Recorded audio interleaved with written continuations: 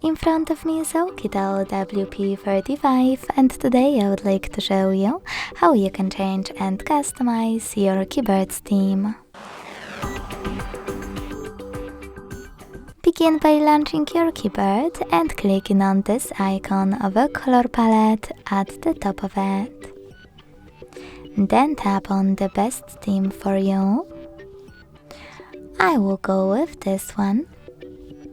Manage key borders thanks to this switcher, and when you're finished, hit apply. As you can see, after that, theme of my keyboard has changed. If you want to customize it with an image, go back to the same settings, and this time tap on this plus under my themes. Now tap on the photo that you wish to apply as your keyboard's background. Pinch it to scale, drag it to move, and when you finished, select Next. Adjust brightness by swiping left or right. Hit Done. Manage key borders and select Apply.